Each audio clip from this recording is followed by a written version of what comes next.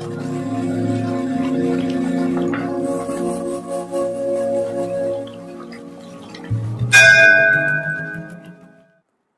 हर महादेव। महाशिव पुराण कथा की सीरीज में आपका स्वागत है। महाशिव पुराण कथा को 7 संहिता और 11 खंडों में विभाजित किया गया है, जिन्हें हम आपको अलग अलग एपिसोड में सुनाएंगे। रुद्र संहिता द्वितीय सती खंड का 28वां अध्याय।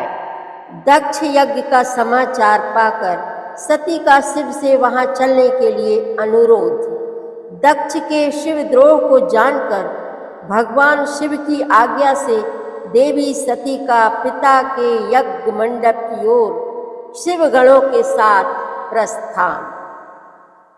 ब्रह्मा जी कहते हैं, नारद, जब देवर्षिगण बड़े उत्साह और हर्ष के साथ दक्ष के यज्ञ में जा रहे थे, उसी समय दक्ष कन्या देवी सती गंधमादन पर्वत पर चंदोबे से युक्त धारागृह में सखियों से घिरी हुई भांति भांति की उत्तम क्रीड़ाएं कर रही थी।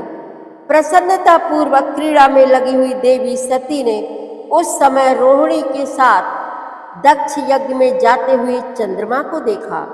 देख कर वे अपनी हितकारिणी प्राण प्यारी श्रेष्ठ सखी विजया से बोली, मेरी सखियों में श्रेष्ठ प्राण प्रिय विजय, जल्दी जाकर पूछ कर तो आ, ये चंद्रदेव रोहिणी के साथ कहाँ जा रहे हैं। सती के इस प्रकार आज्ञा देने पर विजया तुरंत उनके पास गई और उसने यथोचित शिष्टाचार के साथ पूछा, चंद्रदेव, आप कहाँ जा रहे हैं। विजया का यह प्रश्न सुनकर चंद्रदेव ने अपनी यात्रा का उद्देश्य आदरपूर्वक बताया। दक्ष के यहाँ होने वाले यज्ञोत्सव आदि का सारा वृत्तांत कहा। वह सब सुनकर विजया बड़ी उतावली के साथ देवी के पास आई और चंद्रमा ने जो कुछ कहा था वह सब उसने कह सुनाया। उसे सुनकर कालिका सती देवी को बड़ा विस्मय हुआ। अपने यहाँ सूचना न मिलने का क्या कारण है, यह बहुत सोचने विचारने पर भी उनकी समझ में नहीं आया। तब उन्होंने पार्षदों से घिरे अपने स्वामी भगवान शिव के पास आकर भगवान शंकर से पूछा, हे प्रभु, मैंने सुना है कि मेरे पिताजी के यहाँ कोई बहुत बड़ा यज्ञ हो रहा है। उसमें बहुत बड़ा उत्सव होगा। उसमें सब देवर्षि एकत्र हो रहे हैं। देव देवेश्वर, पिताजी के उस महान यज्ञ में चलने की रुचि आपको क्यों नहीं हो रही है। इस विषय में जो बात हो वह सब बताइए। महादेव, सुहृदों का यह धर्म है कि वे सुहृदों के साथ मिले जुले। यह मिलन उनके महान प्रेम को बढ़ाने वाला होता है। अतः प्रभु, मेरे स्वामी, आप मेरी प्रार्थना मानकर सर्वथा प्रयत्न करके मेरे साथ पिताजी की यज्ञशाला में आज ही चलिए।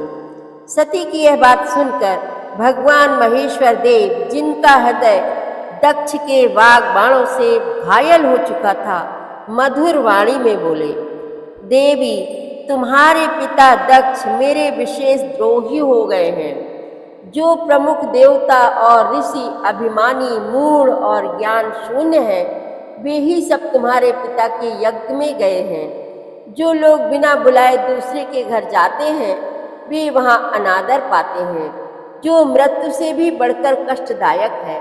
अतः प्रिय, तुमको और मुझको तो विशेष रूप से दक्ष के यज्ञ में नहीं जाना चाहिए, क्योंकि वहाँ हमें बुलाया नहीं गया है। यह मैंने सच्ची बात कही है।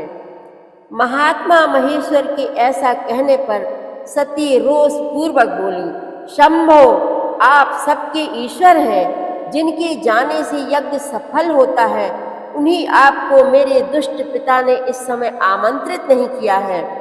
प्रभु, उस दुरात्मा का अभिप्राय क्या है, वह सब मैं जानना चाहती हूँ।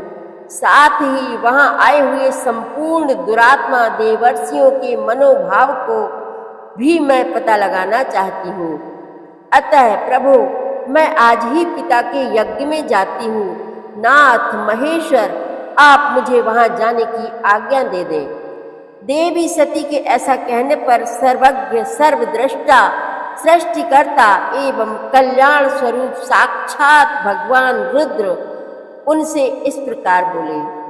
शिव जी ने कहा, उत्तम व्रत का पालन करने वाली देवी, यदि इस प्रकार तुम्हारी रुचि वहां अवश्य जाने के लिए हो गई है तो मेरी आज्ञा से तुम शीघ्र अपने पिता के यज्ञ में जाओ। यह नंदी वृषभ सुसज्जित है। तुम एक महारानी के अनुरूप राजोपचार साथ सादर इस पर सवार हो बहुसंख्यक प्रमथ गणों के साथ यात्रा करो। प्रिय, इस विभूषित वृषभ पर आरूढ़ हो। रुद्र के इस प्रकार आदेश देने पर सुंदर आभूषणों से अलंकृत सती देवी सब साधनों से युक्त हो पिता के घर की ओर चली। परमात्मा शिव ने उन्हें सुंदर वस्त्र, आभूषण तथा परम उज्जवल छत्र, चामर आदि महाराजोचित उपचार दिए। भगवान शिव की आज्ञा से 60,000 रुद्रगण बड़ी प्रसन्नता और महान उत्सव के साथ कौतूहल पूर्वक सती के साथ गए। उस समय वहां यज्ञ के लिए यात्रा करते समय सब ओर महान उत्सव होने लगा।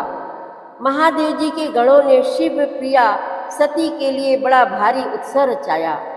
वे सभी गण कौतूहल पूर्ण कार्य करने तथा सती और शिव के यश को गाने लगे। शिव के प्रिय और महान वीर प्रमथ गण प्रसन्नता पूर्वक उछलते कूदते चल रहे थे। जगदम्बा के यात्रा काल में सब प्रकार से बड़ी भारी शोभा हो रही थी। उस समय जो सुखद जय जयकार आदि का शब्द प्रकट हुआ, उससे तीनों लोक गूंज उठे।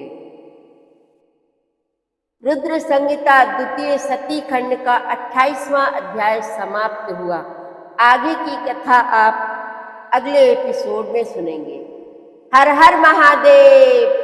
आगे की कथा आप अगले अध्यायों में अगले एपिसोड में सुनेंगे। संपूर्ण शिव महापुराण कथा की सीरीज में शामिल होने के लिए आप हमारे चैनल अपनी विरासत को सब्सक्राइब कर लीजिए और वीडियो को लाइक शेयर करना मत भूलिएगा।